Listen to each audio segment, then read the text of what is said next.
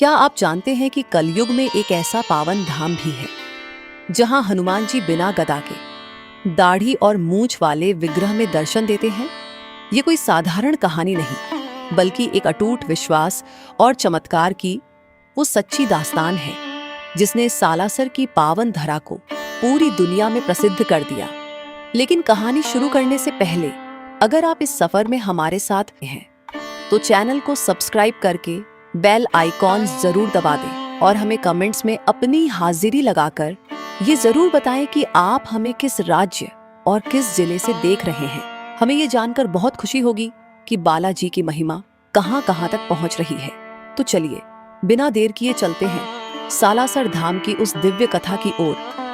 सीकर के रुल्याणी ग्राम के निवासी पंडित लच्छीराम जी पाटोदिया के सबसे छोटे पुत्र मोहनदास बचपन से ही संत प्रवृत्ति के थे।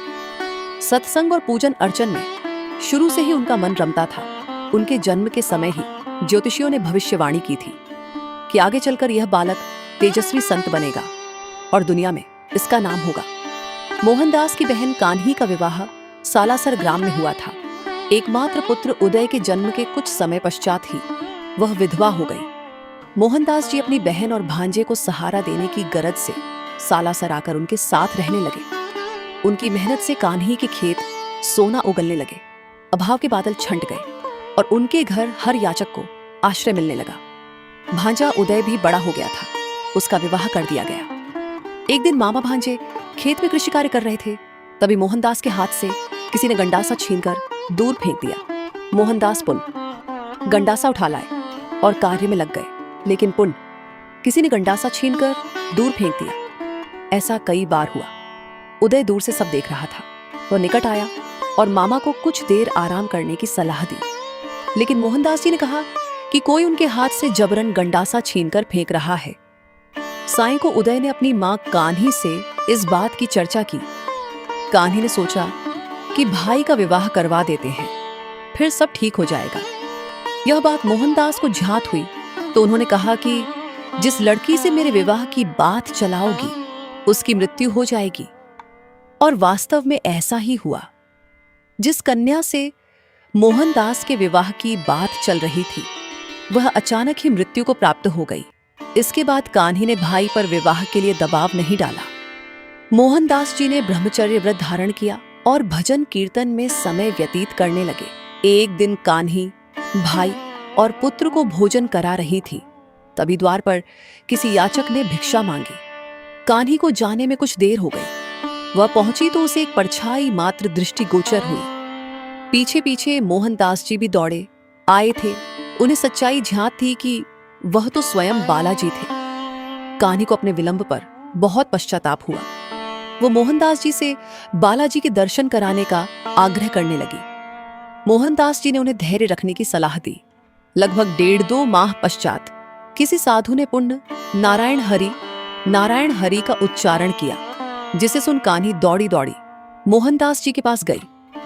मोहनदास द्वार पर पहुंचे तो क्या देखते हैं कि वह साधु वेशधारी बालाजी ही थे जो अब तक वापस हो लिए थे। मोहनदास तेजी से उनके पीछे दौड़े और उनके चरणों में लेट गए तथा विलंब के लिए क्षमा याचना करने लगे। तब बालाजी वास्तविक रूप में प्रकट हुए और बोले, मैं जानता हूं मोहनदास, तुम सच्चे मन से सदैव मुझे जपते हो।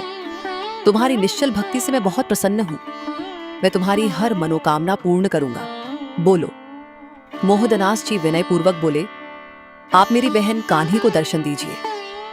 भक्त वत्सल बालाजी ने आग्रह स्वीकार कर लिया और कहा, मैं पवित्र आसन पर विराजूंगा और मिश्री सहित खीर व चूरमे का भोग स्वीकार करूंगा।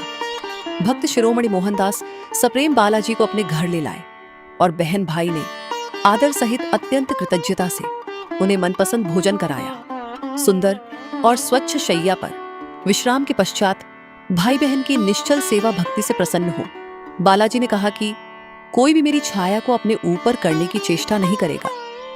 श्रद्धा सहित जो भी भेंट की जाएगी मैं उसे प्रेम पूर्वक ग्रहण करूंगा और अपने भक्त की हर मनोकामना पूर्ण करूंगा एवं इस सालासर स्थान पर सदैव निवास करूंगा। ऐसा कह बालाजी अंतर ध्यान हो गए और भक्त भाई बहन कृतकृत्य हो उठे। इसके बाद से मोहनदास जी एकांत में एक शमी के वृक्ष के नीचे आसन लगाकर बैठ गए। उन्होंने मौन व्रत धारण कर लिया। लोग उन्हें पागल समझ बावलिया नाम से पुकारने लगे। एक दिन मोहनदास शमी वृक्ष के नीचे बैठे धूनी रमाए तपस्या कर रहे थे कि एकाएक वह वृक्ष फलों से लद गया।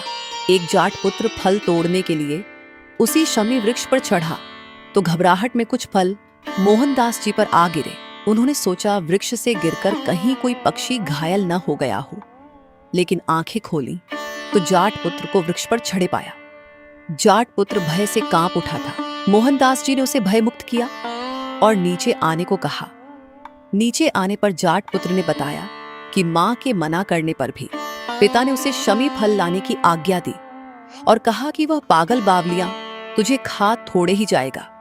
तब बाबा मोहनदास जी ने कहा कि अपने पिता से कहना कि इन फलों को खाने वाला व्यक्ति जीवित नहीं रह सकता। लेकिन जाट ने बाबा की बात को खिल्ली में उड़ा दिया। कहते हैं कि फल खाते ही जाट की मृत्यु हो गई। तब से लोगों के मन में बाबा मोहनदास के प्रति भक्ति भाव का बीज अंकुरित हुआ, जो आगे की अनेक चमत्कारिक घटनाओं के बाद वृक्ष बनता चला गया।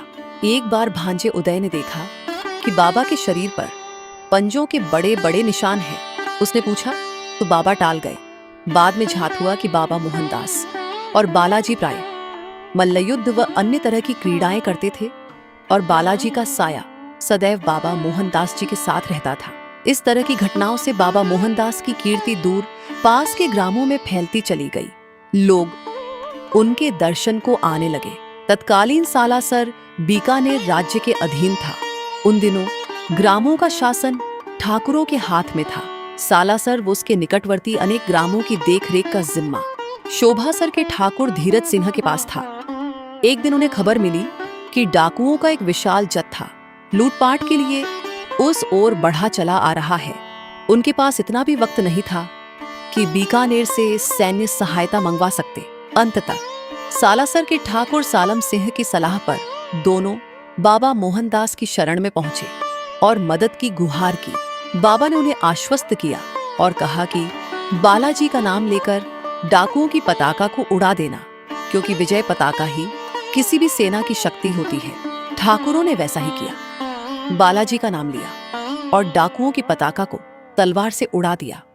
डाकू सरदार उनके चरणों में आ गिरा।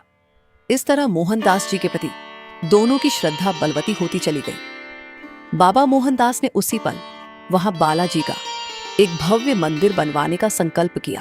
सालम सिंह ने भी मंदिर निर्माण में पूर्ण सहयोग देने का निश्चय किया और आसोटा निवासी अपने ससुर चंपावत को बालाजी की मूर्ति भेजने का संदेश प्रेषित करवाया।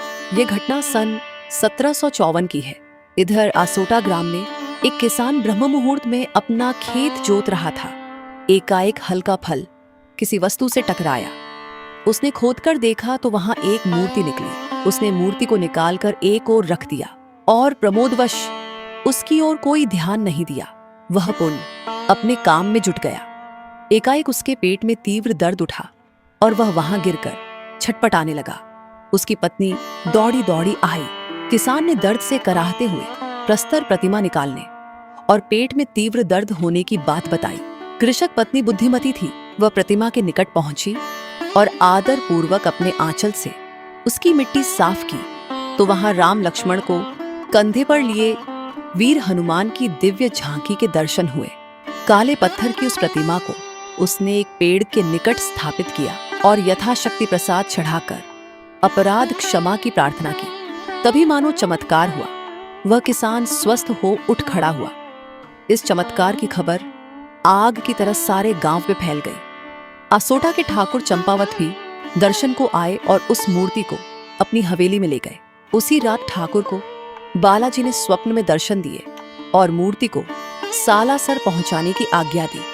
प्रातः ठाकुर चंपावत ने अपने कर्मचारियों की सुरक्षा में भजन मंडली के साथ सजी धजी बैलगाड़ी में मूर्ति को सालासर की ओर विदा कर दिया। उसी रात भक्त शिरोमणि मोहनदास जी को भी बालाजी ने दर्शन दिए और कहा कि मैं अपना वचन निभाने के लिए काले पत्थर की मूर्ति के रूप में आ रहा हूं।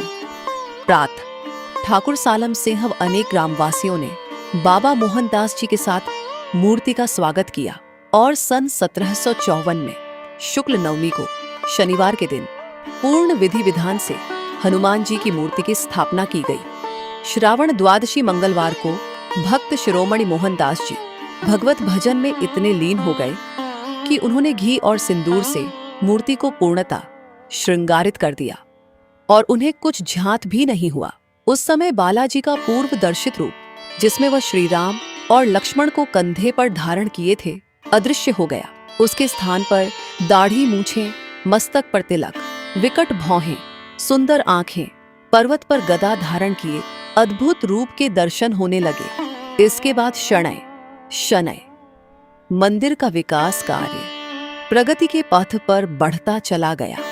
मेरी आशा है कि सालासर बालाजी की ये पावन कथा और उनका ये चमत्कारिक इतिहास जानकर आपके मन को असीम शांति मिली होगी। बालाजी महाराज आप सभी की मनोकामनाएं पूरी करें और आपके जीवन के हर कष्ट को हर लें। अगर आपको ये जानकारी अच्छी लगी हो तो इसे अपने दोस्तों और परिवार के साथ शेयर जरूर करें। मिलते हैं अगले वीडियो में एक और दिव्य धाम की यात्रा के साथ। तब तक के लिए जय श्री बालाजी, जय श्री राम।